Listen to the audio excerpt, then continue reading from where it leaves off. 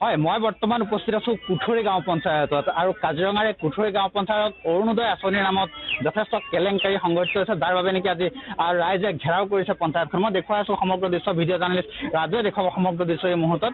ৰাইজে ঘেৰাও কৰিছে পঞ্চায়ত আৰু পঞ্চায়ত ঘেৰাও কৰি এক প্ৰকাৰ গোটেই ব্যৱস্থাটো পঞ্চায়ত ব্যৱস্থাটো অচল কৰি তুলিছে। কাৰণ এইসকল ৰাইজে বিভিন্ন যি তেওঁলোকৰ দাবী আছিলে বিভিন্ন সময়ত, সেই দাবীখিনি প্ৰকাশ কৰাৰ পাছতো বা তেওঁলোকে অৰুণোদয় আঁচনিৰ নামত যিখিনি ধন পাব লাগে বা হিতাধিকাৰী যিসকল চিলেক্ট কৰি দিছিলে, যিসকল বাছনি কৰিছিলে, সেই হিতাধিকাৰীৰ বিপৰীতে আন হিতাধিকাৰী আহিছে বুলি কৈছে। মই একদম পোনে পোনে কথা পাতিম, প্ৰেচিডেণ্ট আছে।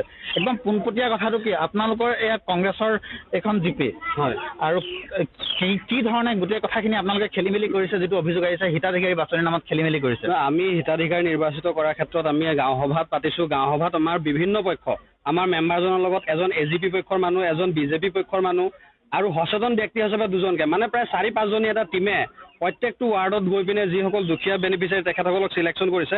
আৰু আপুনি নামবোৰ চাব পাৰিব। এই বাগৰি ৱাৰ্ডত চাওক দীপ্তি দাস চৌধুৰী মেম্বাৰ, লগতে তেখেতসকলক 2জন ব্যক্তি দিয়া হৈছিলে।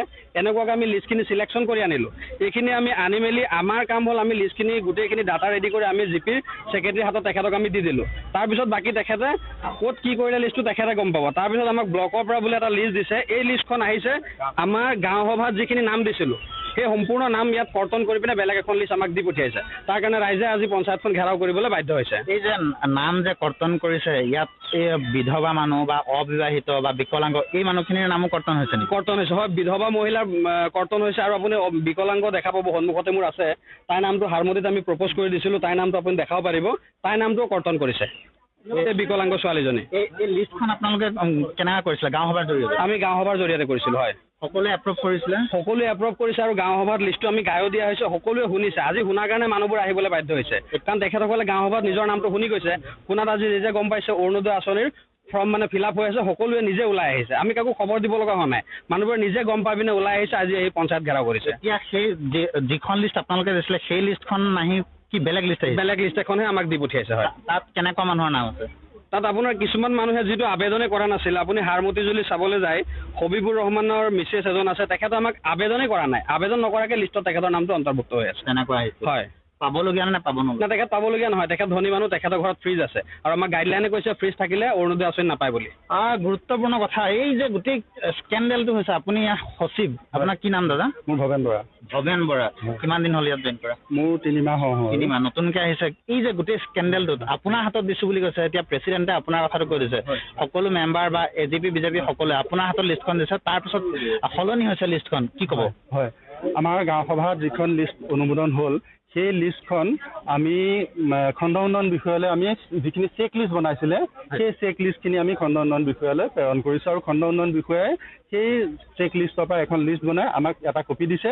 তাৰপিছত আকৌ আমাক আজি 5দিনমানৰ আগত এখন লিষ্ট দিছে যে এইখন জিলা সমিতিয়ে অহা কমিটি বা অহা এখন লিষ্ট, এইখনৰ মতে আপোনালোকে ফৰ্মবিলাক ফিল আপ কৰক। এই জিলা কমিটিৰ কোন কোন আছে তাত? জিলা কমিটিত ADC আছে আৰু কোনোবা আছে। মই মানে আপুনি যিখন লিষ্ট ইয়াৰ পৰা নিছিলে সেইখন লিষ্ট আপুনি খণ্ড উন্নয়ন বিষয়াক জমা দিছে? হয়, মানে চেক লিষ্ট, সেইখন লিষ্ট হিচাপে নহয়, ফৰ্ম হিচাপে যিখিনি আমাক ফৰ্ম দিছিলে, হয়, সেই ফৰ্মখনত প্ৰপ'জাৰখিনিয়ে চহী কৰি দিয়াৰ পিছত তাত ৱাৰ্ড মেম্বাৰখিনি আছে। সেই ফৰ্মখিনি আমি খণ্ড উন্নয়ন বিষয়াই কৈছে যে ফৰ্মখিনি আমাক ইমিডিয়েট দিয়ক। নামখিনি যে সলনি হৈ আছে, এইটো মানে আপুনি কৰা নাই, হয় BDOই কৰিছে, নহ'লে সেইখন কমিটিয়ে কৰিছে? সেই কথাখিনিতো মই ক'ব নোৱাৰিম কোনে কৰিছে। মই ইয়াত মানুহে চিনি পোৱা নাই, হোৱা নাই এতিয়ালৈকে। আৰু মই সম্পূৰ্ণ নতুন মানুহ। আৰু মই এই ক্ষেত্ৰত মই একদম দৃঢ়তাৰে কৈছোঁ যে গাঁও সভাৰ কথাটো মই জানো, গাঁও সভাক কিমান সন্মান কৰিব লাগে মই জানো।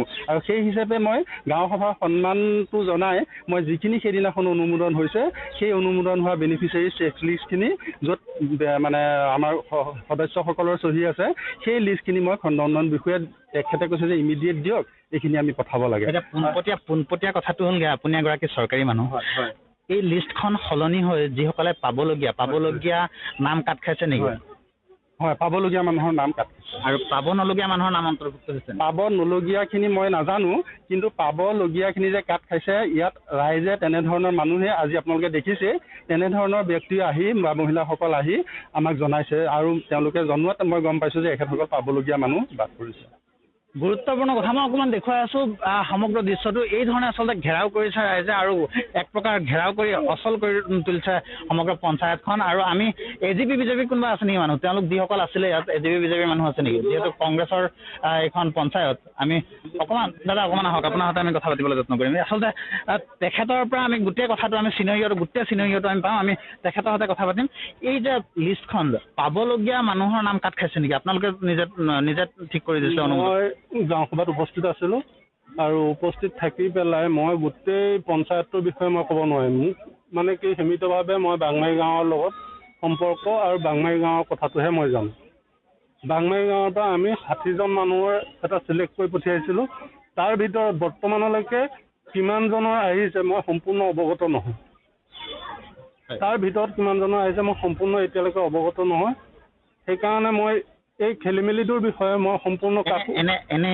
নাম যিখিনি দেখা পাইছে তাত পাবলগীয়া মানুহ নাম কাট খাইছে নেকি পাবলগীয়া মানুহৰ নাম কাট খাইছে বুলিতো কৈ আছে শুনি আছোঁ কিন্তু মই লিষ্টখন মানে সম্পূৰ্ণ মই পোৱা নাই বাংমাৰী গাঁৱৰ মানে লিষ্টখন পোৱা নাই নাপাবলগীয়া মানুহৰ নাম আছে নেকি আপুনি যিখন লিষ্ট দেখা পাইছে এতিয়ালৈকে নেপাবলগীয়া মই এতিয়া কেনেকৈ ক'ম লিষ্টখন পোৱাই নাই আৰু যিখিনি আমি চিলেক্ট কৰি দিছোঁ সেইখিনিৰ ভিতৰত যদি কমপ্লিট যদি অহা নাই তেতিয়াহ'লে ক'ৰবাত যদি কেনেকৈ কি সোমাইছে বা BDO অফিচত যদি তেনেকৈ সোমাইছে তেতিয়াহ'লে সেইখিনি মই অৱগত নহয় আৰু BDO অফিচতো কিছুমান মানুহে মই জনাত মানে কি এপ্লিকেশ্যন কৰিছিলে সেই মানুহখিনিয়ে যদি BDO অফিচৰ পিনৰ পৰা যদি সোমাই আহিছে সেইটো মই ক'ব নোৱাৰোঁ আপুনি কোনটো দলৰ মই বৰ্তমান BJP দলৰ কৰ্মী কোনটো ৱাৰ্ড এইটো আপুনি যিটো চাইছিলে বাংমাৰী গাঁও 9 নং ৱাৰ্ড 9 নং ৱাৰ্ড মেম্বাৰ আছে নেকি আহকচোন দাদা এই যে পোনপটীয়া কথাটো পাবলগীয়া মানুহৰ নাম কাট খাইছে নেকি